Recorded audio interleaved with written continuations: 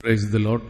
യേശുവിലെ ഏറ്റവും സ്നേഹം നിറഞ്ഞവരെ, നമ്മളിന്ന് പഠിക്കുകയും ധ്യാനിക്കുകയും ചെയ്യുന്ന തിരുവചനം യോഹന്നാൻ എഴുതിയ 1-ാം ലേഖനം 4-ാം അധ്യായം 7-8 വാക്യങ്ങളാണ്. പ്രിയപ്പെട്ടവരെ, നമുക്ക് പരസ്പരം സ്നേഹിക്കാം. എന്തെന്നാൽ സ്നേഹം ദൈവത്തിൽ നിന്നുള്ളതാണ്. സ്നേഹിക്കുന്ന ഏവനും ദൈവത്തിൽ നിന്ന് ജനിച്ചവനാണ്. അവൻ ദൈവത്തെ അറിയുകയും ചെയ്യുന്നു. സ്നേഹിക്കാത്തവൻ ദൈവത്തെ അറിഞ്ഞിട്ടില്ല, കാരണം ദൈവം സ്നേഹമാണ്. Praise the Lord. Hallelujah, hallelujah, hallelujah.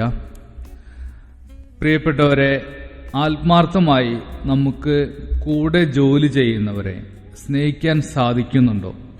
അയൽവാസികളെ, ജീവിത പങ്കാളിയെ, മറ്റുള്ളവരെയൊക്കെ സ്നേഹിക്കാൻ സാധിക്കുന്നില്ലെങ്കിൽ നാം ദൈവത്തെ അറിഞ്ഞിട്ടില്ല.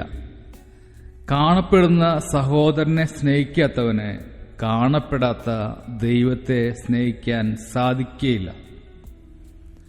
മറ്റുള്ളവരോട് ദേഷ്യം, വെറുപ്പ്, പക, അസൂയ, കുറ്റം പറയുന്ന സ്വഭാവം എക്സെട്ര ഇതെല്ലാം നമ്മിലുണ്ടെങ്കിൽ നമുക്ക് ദൈവത്തെ അറിയില്ല.